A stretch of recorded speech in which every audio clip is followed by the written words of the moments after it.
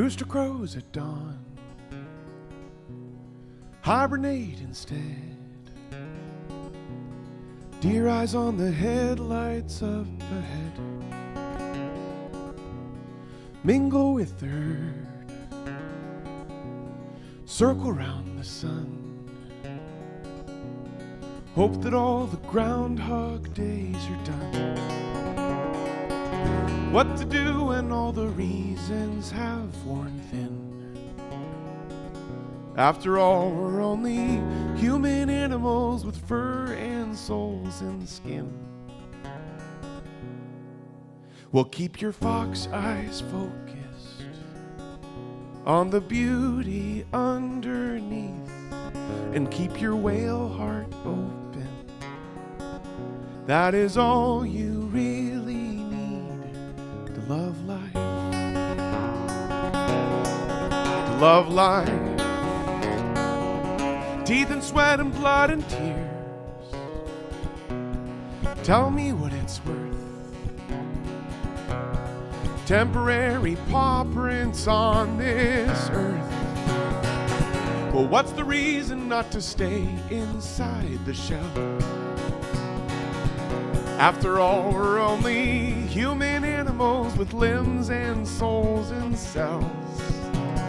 Well, just keep your fox eyes focused on the beauty underneath, and keep your whale heart open. That is all you really need to love life. To love life. To love life. When they don't love you anymore. When your own story is the only left worth fighting for. When no one's opening the doors. When the wolf comes out at night and there's no one left inside. Are we gonna be alright? Well, keep your fox eyes focused. There is beauty underneath, and keep your whale heart open. That is all you really need to love life. To love life. To love life.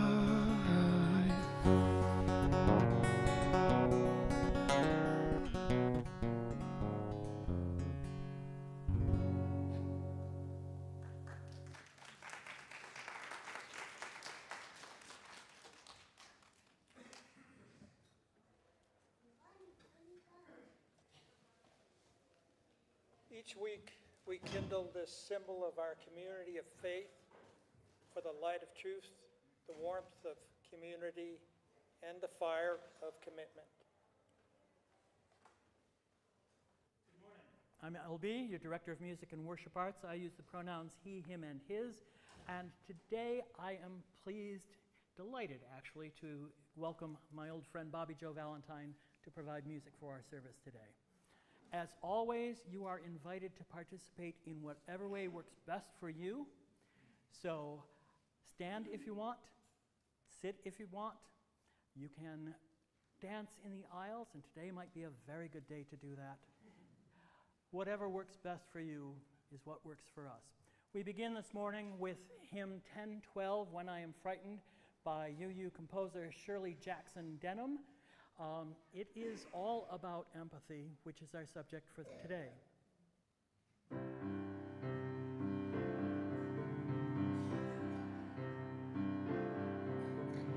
When I am frightened, will you reassure me? When I'm uncertain, will you hold my hand? Will you be strong for me? Sing to me quietly.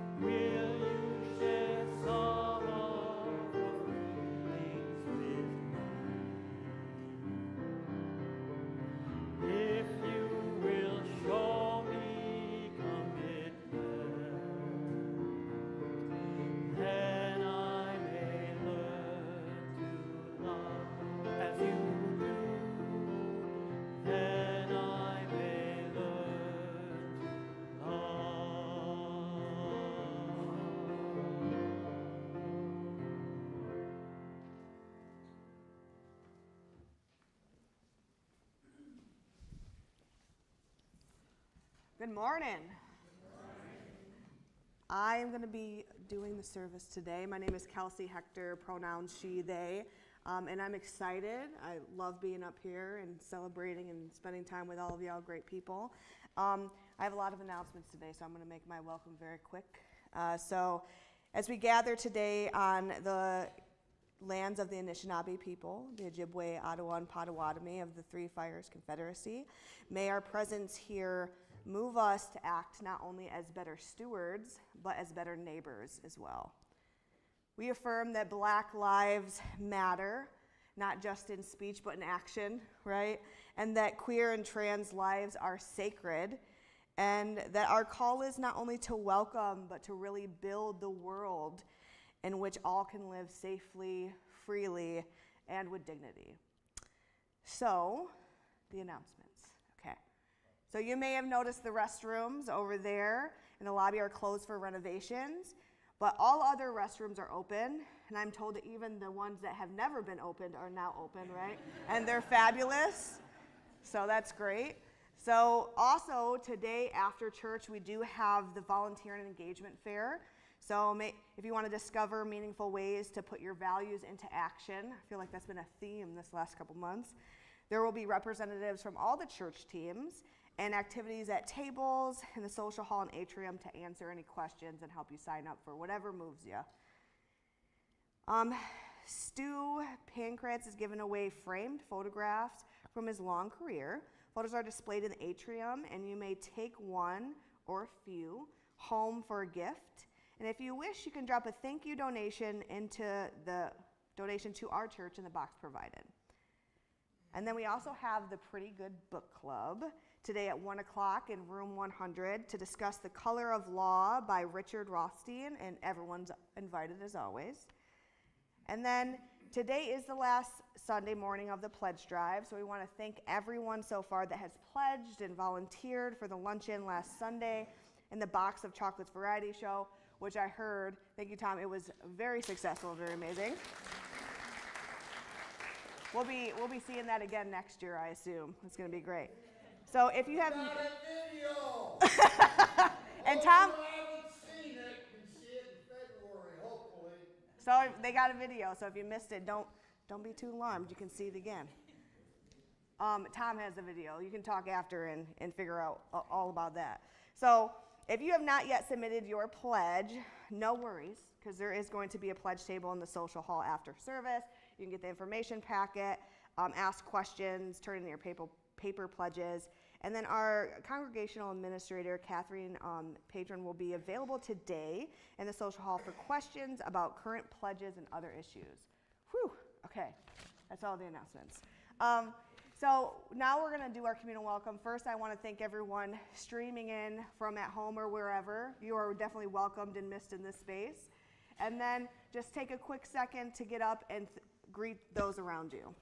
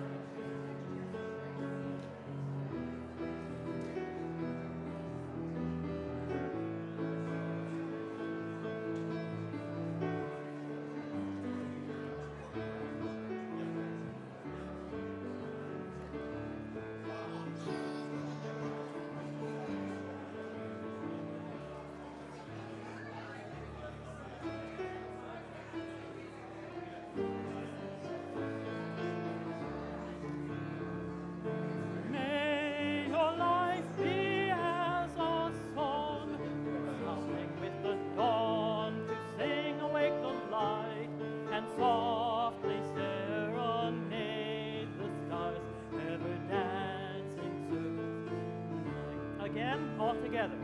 May your life be as a song, sounding with the dawn to sing awake the light, and softly serenade the dancing. Once more.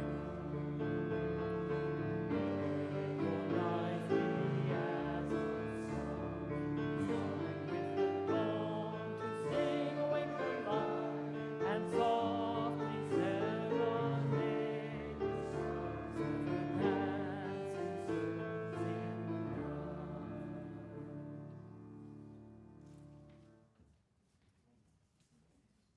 Hey. Awesome, you can hear me. I can hear myself. Fabulous.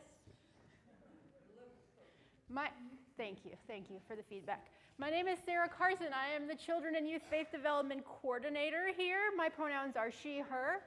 This is my lovely assistant, Zuzu. She's going to help me with a science experiment. Arthur. Does everybody know Arthur? Arthur, raise your hand. Arthur last week told me that my science experiment was not a science experiment, and I'm here to prove if you wear science clothing, your experiment is a science experiment. Okay, last week I brought out these lovely gems. Do you guys remember these gems? No? You don't remember them? I don't think you were here. That's probably why you don't remember. And I had the Wonder Box, which I've hidden. This is now my Wonder Cart.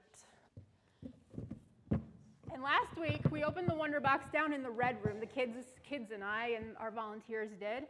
And inside our Wonder Box, does anybody remember what was in there? No. Makes sense. Makes sense that you don't remember. Alice remembers. Alice, what was in the box? There was tape. There were empty boxes and tape and something else. It was paper.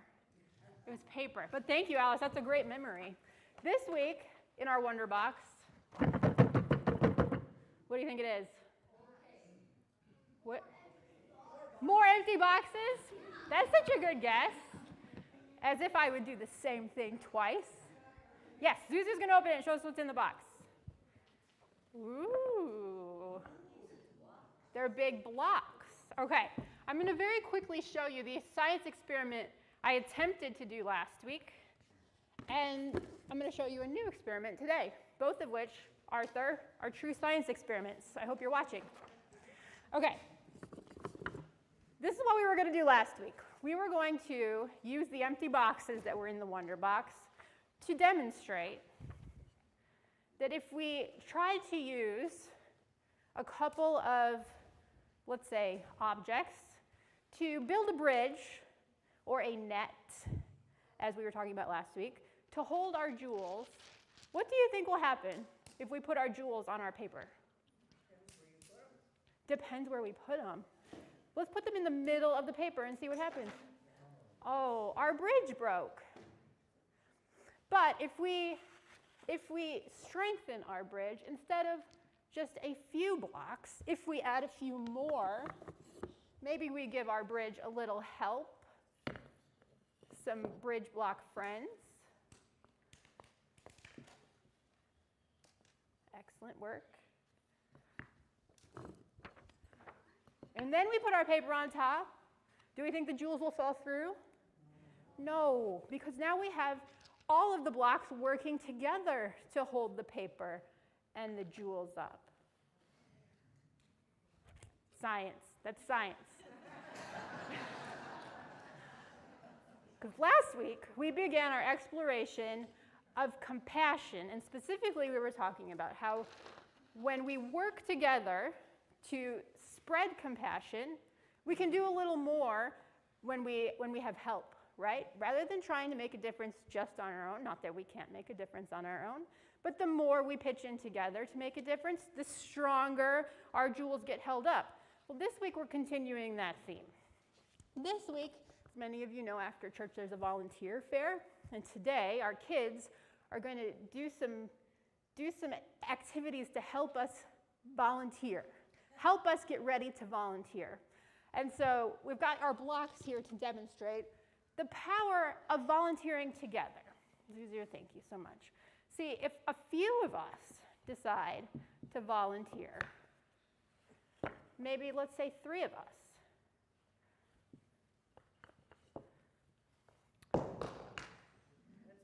If we our first volunteer and our second and third volunteers, here they are working together. It's like a domino effect, right? The more we work together, the bigger, good job, babe, the bigger the impact we make. But if we add some more volunteers, yeah, you got it. Should we put a volunteer right here, maybe? One more, perfect. The more volunteers come together, the bigger the impact, right, Zuzu? Do you want to knock down our volunteers? Science! Okay, kiddos, we are going to go meet in the red room and our volunteers to continue exploring the work of compassion together, and adults who are staying in the sanctuary will sing us out. You shall go out with joy and be led forth with peace. The mountains and the hills will break forth. There will be shouts of joy, and all the trees of the field will clap their hands. And all the trees of the field will clap their hands. The trees of the field will clap their hands. The trees of the field will clap their hands. And you'll go out with joy.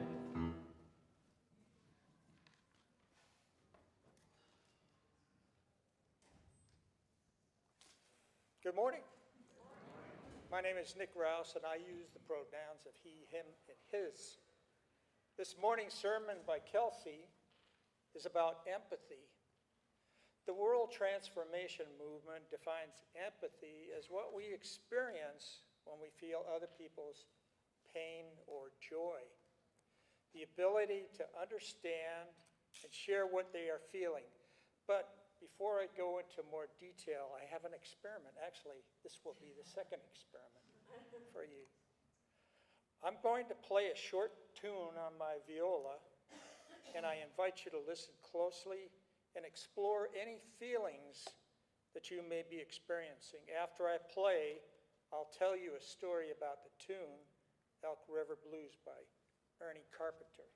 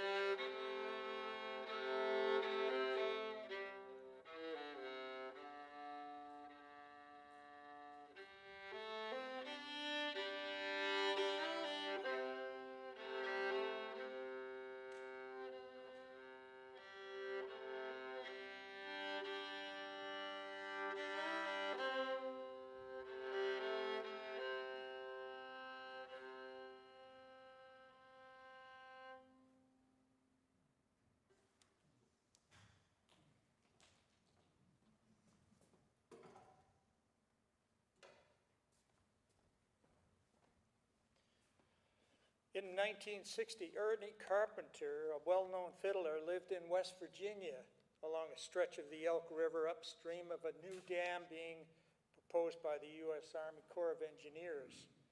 He was the very last landowner forced to sell his land by eminent domain at $25 an acre. Finally, he realized he could not fight the federal government, and so he tore down his home and moved away from his sacred ground. He went on to compose Elk River Blues. I hope that you were feeling the sadness that I feel whenever I play this tune. Music directly carries empathy within it. So, what is empathy to me? I know it connects with another person's innermost feelings, even with indescribable pain or unmatched joy. Music is one of the best ways to express empathy. Artwork such as paintings and the sculptures of Michelangelo, movie making, architecture, and so many things come out of empathy. Last week, I felt this feeling of empathy very strongly when I heard a story in the news about a 3-year-old girl in Gaza who lost both her legs under Israeli bombardment. An American doctor heard about this and decided to help this young girl. He successfully fitted her with prosthetic legs, and now she's able to walk. I heard an interview with them over National Public Radio about the doctor and the girl and the doctor's experiences. Suddenly, I felt empathy for that young girl's loss and recovery and for the doctor's courage. It brought pain to my heart and tears to my eyes. Literally, my chest hurt. Kelsea will say that empathy is not passive, but a practice. Empathy can also be found between us and other creatures, including our beloved pets and even the natural world. Raise your hand if you felt empathy for a tree being cut or a forest being bulldozed. How about when you run over a squirrel in the road? Can one feel empathy for the Earth's ecosystems as air temperatures continue to rise, causing the loss of hundreds of animal and plant species? Will we survive as Homo sapiens for the next 700,000 years? So carry these pains and joys in your heart while at the same time being present to those next to you. It's part of who we are. It's what makes us fully human. Listen to Kelsea as she tells you about empathy as a necessary life skill. We need it to survive. Realize that everyone you meet just by living carries injury within his or her heart. Teach your children and your grandchildren empathy, and they will be so much better prepared to become fully human. Be present in every single moment in your life. Make it count. Give your life meaning and purpose. May it be so.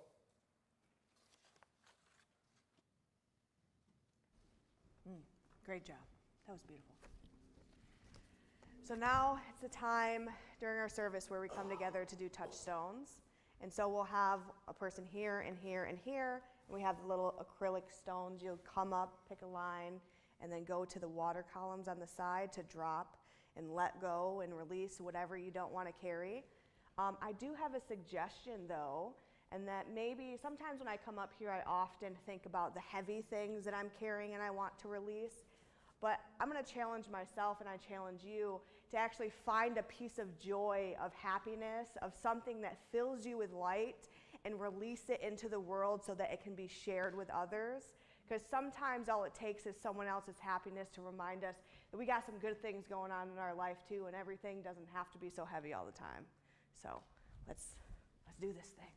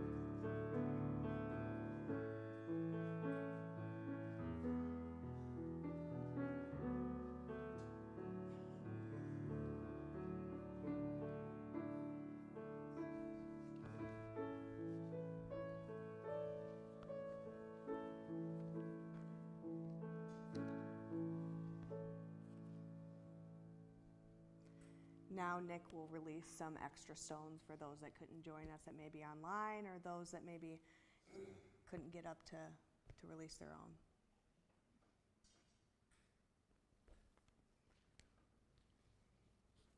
Okay, so before we move on to our pastoral prayer, I want to invite you into something a little bit different. So I want you to join me in 3 simple gestures. So the first one's going to be hands over your heart. The next one is going to be palms out, hands outward. And then the last ones are going to be hands lifted upwards. So we're going to go through the prayer or meditation, whatever kind of calls to you. And with each gesture, I'll name what kind of is associated with that gesture. The first one is what we open to. The second one is going to be what we lift in hope. Oh, sorry.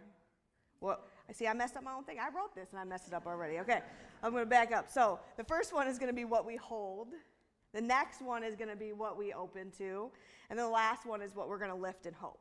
So it's going to be we hold, we open, and then we lift. Okay, so over our hearts, we hold the weight of this world.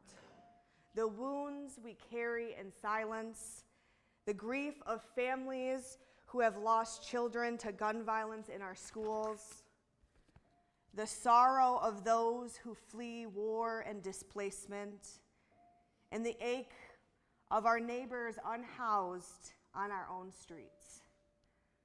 We also hold our own pain and joy that follows us every day. We hold them close because they are real. We hold them close because they matter. And then everyone just join me in saying, we hold. We hold. Now, we release what we hold inward. We extend compassion beyond ourselves for the single parent working 2 jobs unseen, for the teenager questioning who they are and if they're safe to even be it, for the elder who longs for someone to listen, for those who are grieving losses with no name, hands open, not closed, hands ready to receive, to give, to tend. We open. Now, we lift our hope, hope for healing, to find those who are broken open, hope for justice to rise in places where compassion alone is not enough, hope for a city where every person is housed, fed, known, and seen, hope for the world where empathy is practiced as fiercely as survival. We lift these hopes higher than ourselves, trusting that when they are carried together, they grow roots in the world. We lift. May our hearts stay soft, may our hands stay open, and may our spirits stay lifted. Blessed be and amen.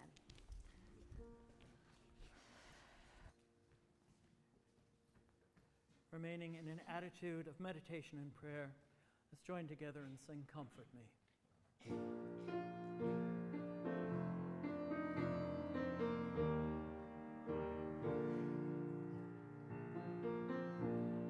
Comfort me, comfort me,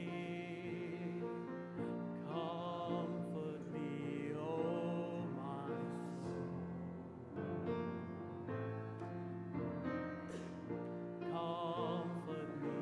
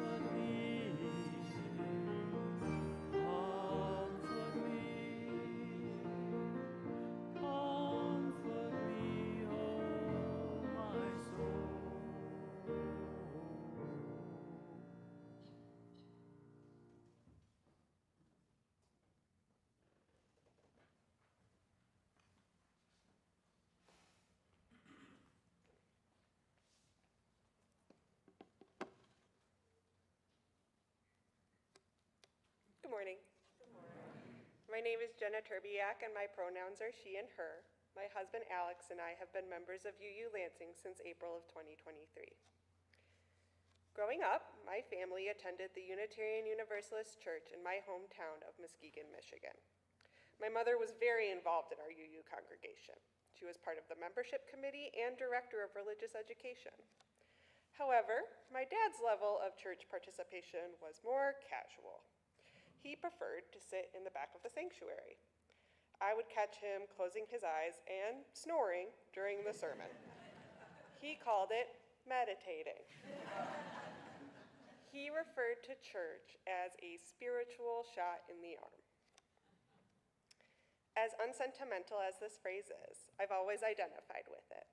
I love how it shows the balance of what a religious community can be. A shot in the arm is uncomfortable. You feel that prick and burn of the needle. You have to get up in the morning, get dressed, and get here.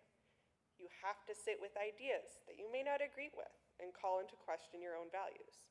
Sometimes it hurts. But there are many aspects of our church that are healing.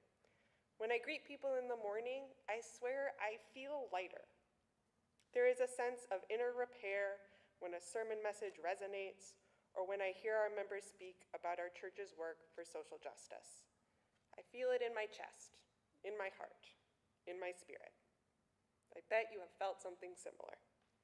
It is a powerful shot indeed. Unfortunately, this shot is not covered by your insurance. As our pledge drive comes to a close, I encourage you to donate what you can.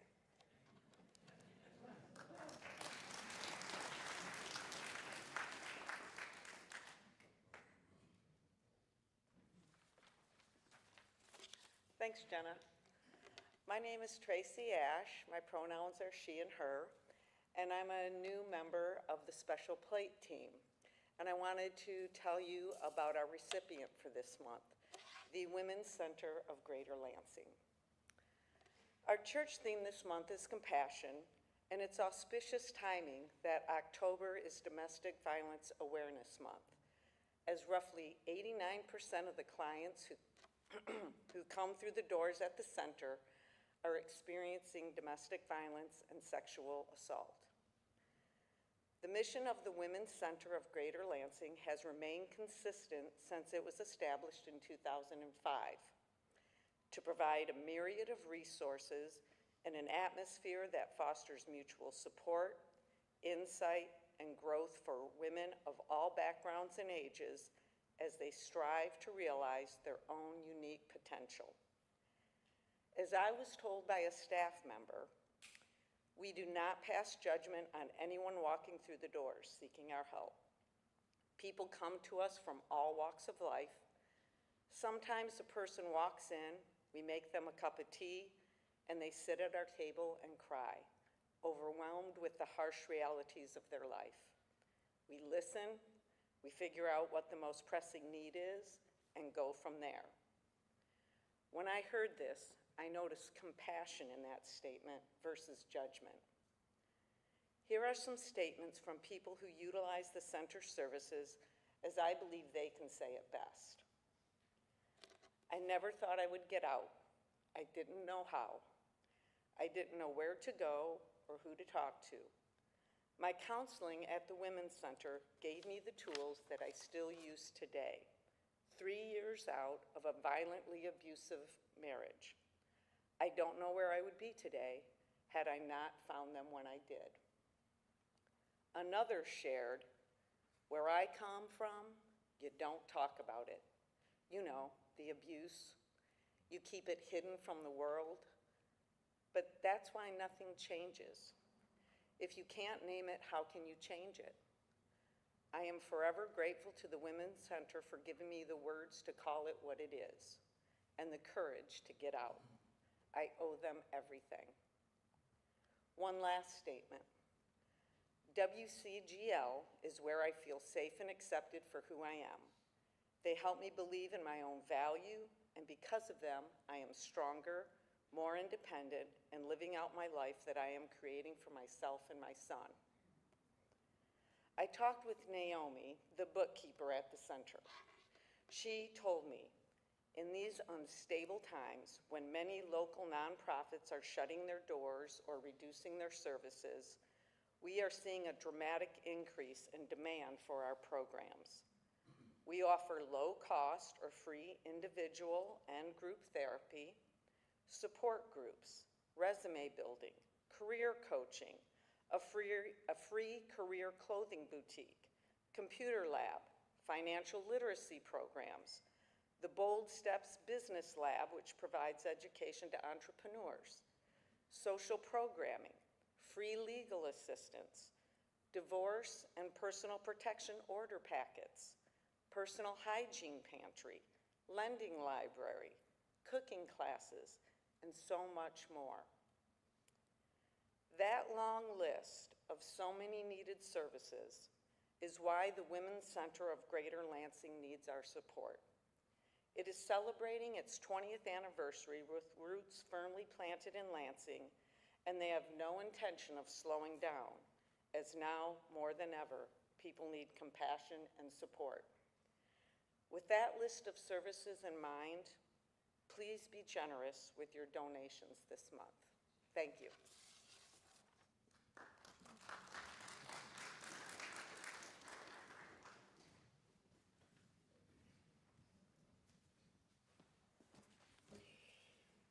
It is our practice to give generously of our time, talents, and treasure to this church and to share those gifts with our community partners.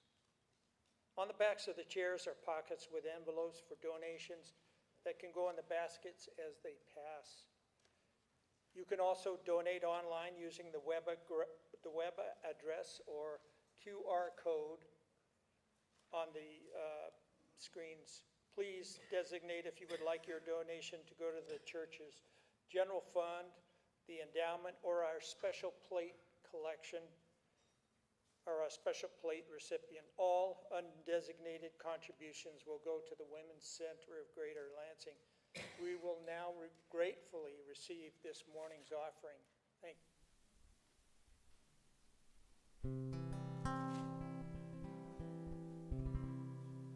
As we seek to heal the division in our world, it's going to require the opening of a lot of closed hearts ourselves and other people. And in order to open a heart, you have to know how a heart works. And this is a little song about how a heart works.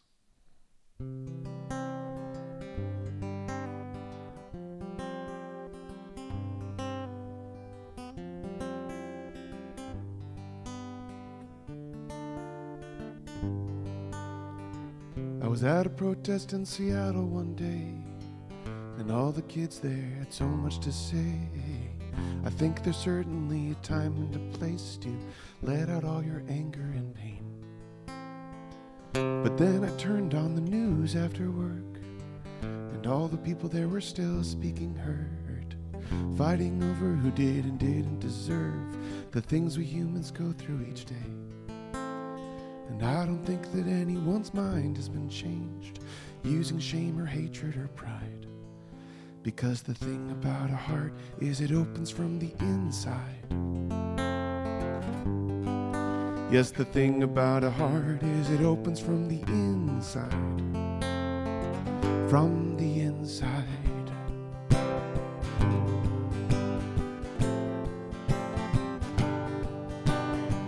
Now both my parents vote much differently than I do. I'm sure there's hundreds of things we could fight through, but they're getting older now, so mostly what I choose is to join them for walks in the park. We move our bodies through the bushes and trees and stop to point out a bird we haven't seen. And sometimes I think that might be all that we need, and sometimes I think that's a lark. But either way, I know if I yelled at them both, we'd just go in our corners and hide. Because the thing about a heart is it opens from the inside. Yes, the thing about a heart is it opens from the inside. From the inside.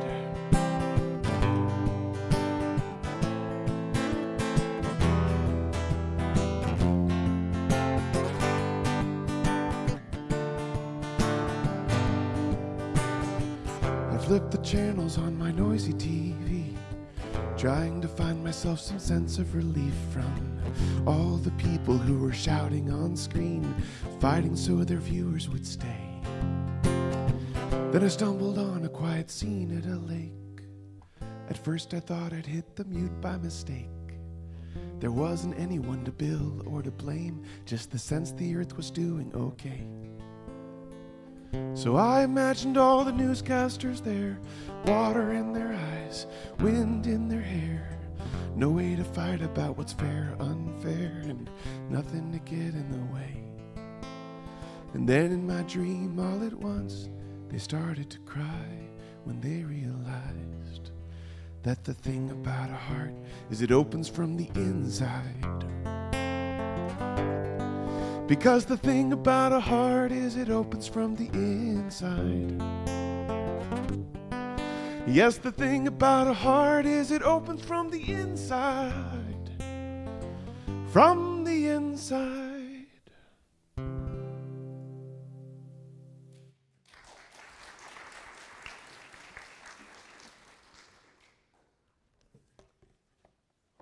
Dang, today's service is great.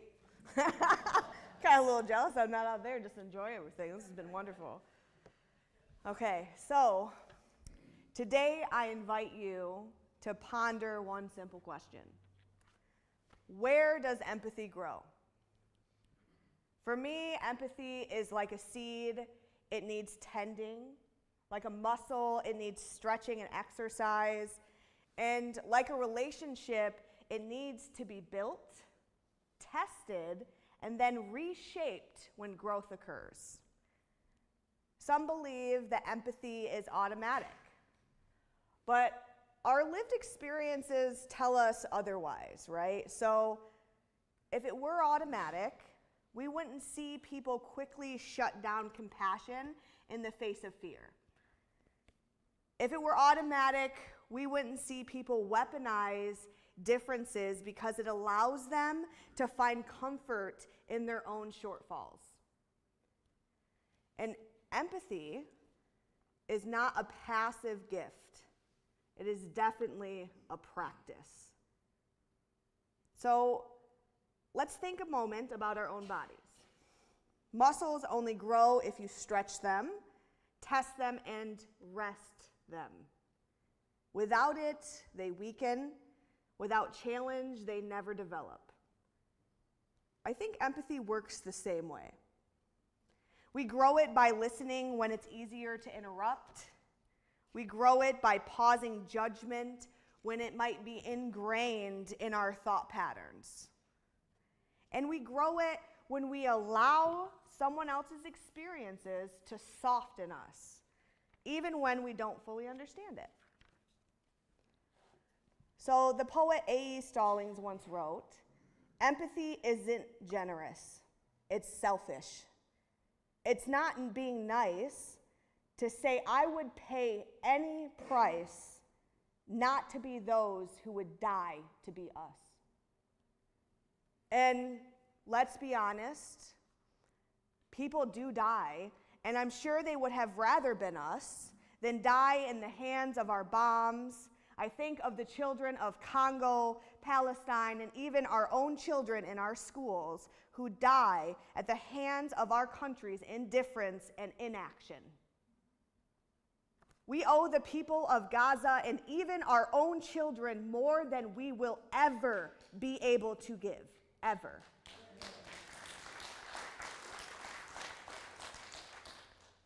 And our hands will be stained with their blood for generations, and their future generations will inherit us in their nightmares. Too quickly does our world put such huge weight on our backs that we are dulled and dissociative.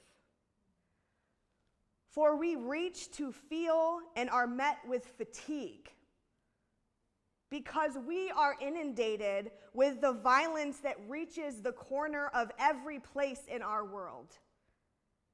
This is what happens when we have overextended our bodies and minds to see the hurt within someone else without boundaries or breaks. Our minds begin to numb the pain, not because we lack empathy, but it numbs it to protect us. Empathy happens when another's pain becomes so real that it could very well be our own. And we pull the strings of the pieces of ourselves that call to their story, to their hurt, to their being. Empathy also happens when we revel and share in the joys of others. That is not weakness, that is strength. Let's be honest. Empathy isn't always purely good. In fact, it can go wrong. Some of you may know what it feels like to carry so much of others' pain that you start to feel crushed beneath it. When empathy runs unchecked, it can drain us until we are too numb to act at all. And empathy isn't always fair.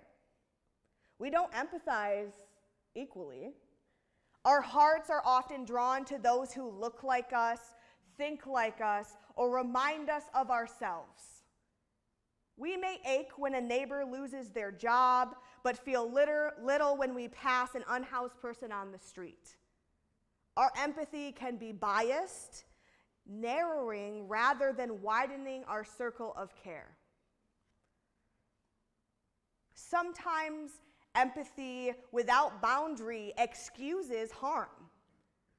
So we can become so understanding of someone's trauma that we let them mistreat us and others. Empathy that forgets accountability becomes enabling. And on a larger scale, empathy for one person can obscure the justice for many. A leader might empathize with one landlord's financial struggles while overlooking the collective suffering of dozens of tenants. We also know that empathy can be manipulated. Turn the news on lately? Politicians, advertisers, even abusers can play on our empathy to control our emotions without leading us to truth or justice. So empathy is complicated. Welcome to human existence. It can exhaust us, it can be misleading, and it can be biased. But that doesn't mean it is not worth growing. It simply means that empathy alone is never enough. Empathy needs balance and boundaries. Empathy must be paired with justice so it doesn't collapse or paralyze us. Some of the most empathetic people I know, and that y'all meet or may be, are the most scarred. Their pain has carved out a space inside them to make room for compassion. They know what it is to hurt, to be dismissed, and to feel invisible. So they will be damned to inflict the same kind of pain onto someone else, or stand around and watch someone else do it. For me, empathy grew alongside my hurt. It was tested when I was told that my mother loved me less than my sister, not because of anything I had done, but because that's the lesson she learned, so I would be right and wise to learn it as well. My empathy was fractured when my uncle uncontrollably sobbed running down Main Street. I still remember the smell of dirt wet beneath my cleats as he approached our car to let us know that my other uncle had passed. A man that I had seen as my own father had died. My empathy was amplified as I held my first child in my arms after years of walking through the world as if I did not exist or have a purpose. My empathy became strengthened as I walked away from the abuse at the hands of a man that was supposed to love us and continued to vow no more. I find pebbles throughout my whole life that have led me to the place I am now, where I can sit and hold other sorrows and find ways to listen, to heal, and to help. But trauma can also do the opposite, right? It can harden us. I can count on both hands way too many times where I alone have bled on those who have never cut me. Because our bodies and minds are so kind to us that they teach us to survive by turning away, by building walls, and by refusing to let anyone else's suffering touch us, and for us to lock our own suffering away. Two children can grow up with similar hardships, and one will emerge tender while the other grows guarded. Neither is wrong. They are simply showing us that trauma can cut two ways. It can grow roots of empathy or thorns of protection. And the question really is not whether trauma will change us, because we all know that it does. The question is, which change will we choose to nurture? So I like to view things as seasonal. Y'all know I'm a pagan. Everything's seasonal to me. It goes with the tides, right? Cycles. And so sometimes to me, empathy is really easy like springtime. When our energy is fresh, when connections feel natural. Sometimes the empathy kind of lays dormant in winter, buried beneath the snow of exhaustion, grief, or even apathy.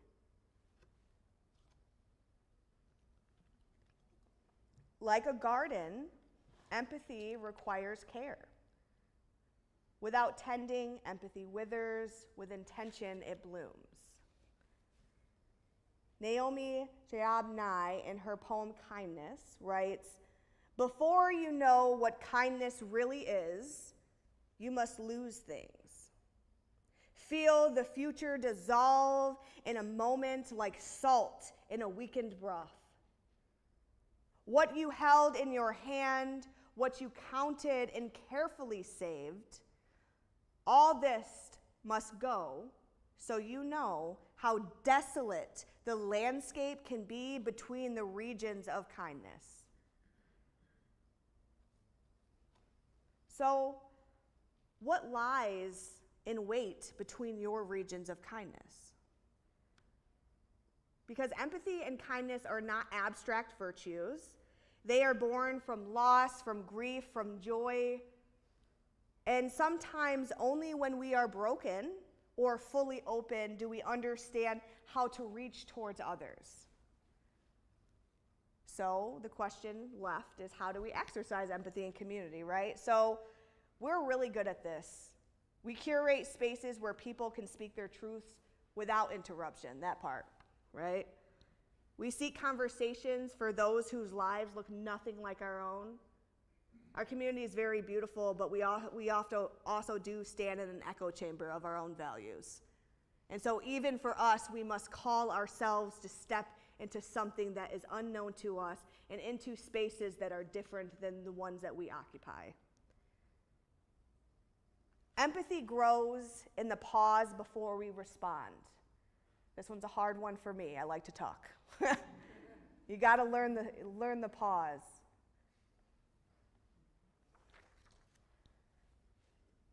So now, before we wrap up, I just ask you to close your eyes for a moment. I want you to think of one person in your life, whether you know them or not, who needs to be seen with softer eyes. I want you to hold their face in your mind. What would it look like? What would it feel like if you found the cracks in their wall and your own, to let light shine in on the parts that make both you and them just as human as each other.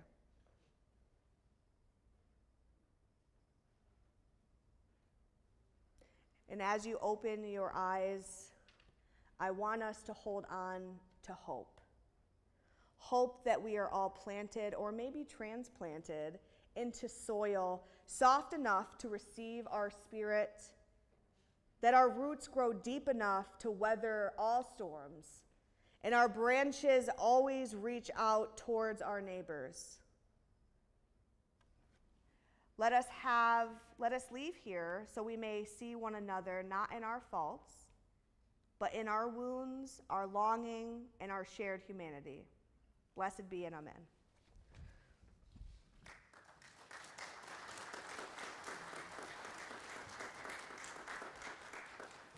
As Kelsey so eloquently put it, empathy is a practice, and it's something that we need to commit to.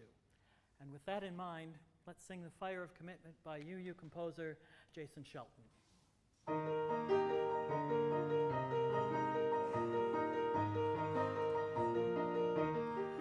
From the light of days remembered, burns begun bright and clear, guiding hands and hearts and spirits to faith set free from fear.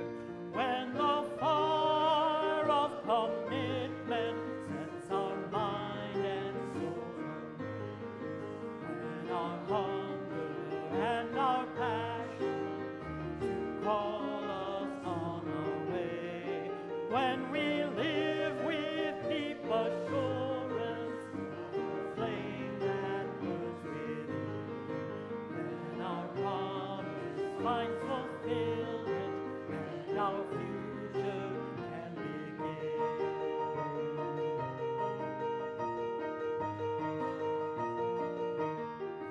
From the stories of our living rings a song both brave and free, calling pilgrims still to witness to the life of liberty.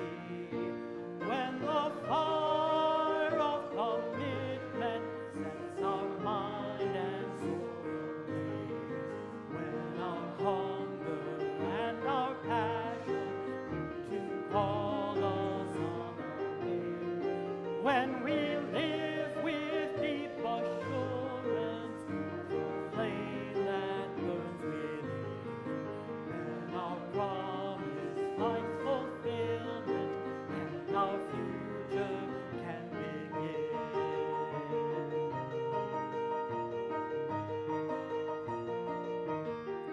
From the dreams of youthful vision comes a new prophetic voice, which demands a deeper justice built by our courageous choice. When the fire of commitment sets our mind and soul ablaze, when our hunger and our passion to call us away, when we live with deep assurance of the flame that burns within, then our promise finds fulfillment and our future can begin.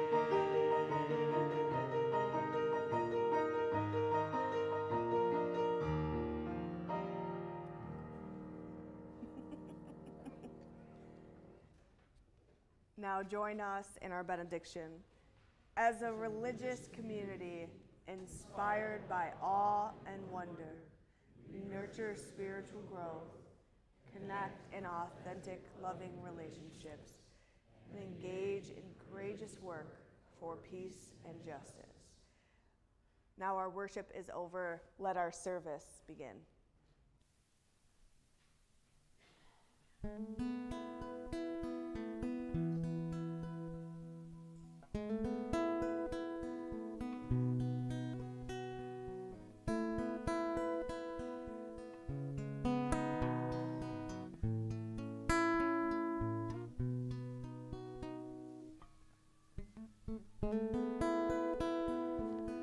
when life gets complicated,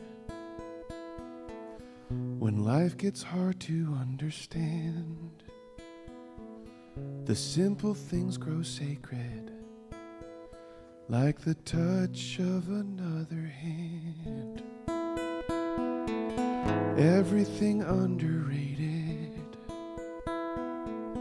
everything buried underneath, in the present gets appreciated, when the future is a mystery. So I'm not bringing any answers, and I'm not sure if there's a lesson, but we can walk through this together and love each other through the question. And there may never be an answer on this side of the lesson, but I believe that love walks with us in the middle of the question.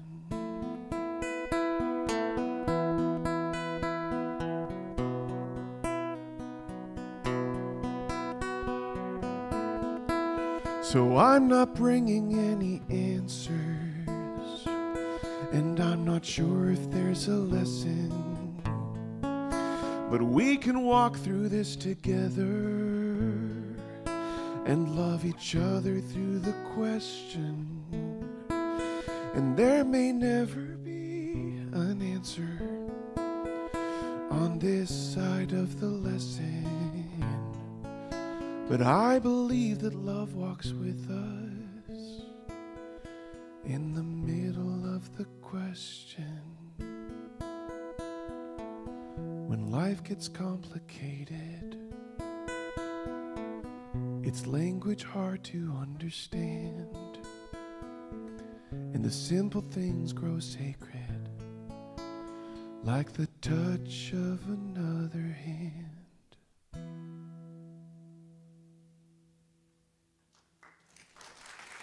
Thank you.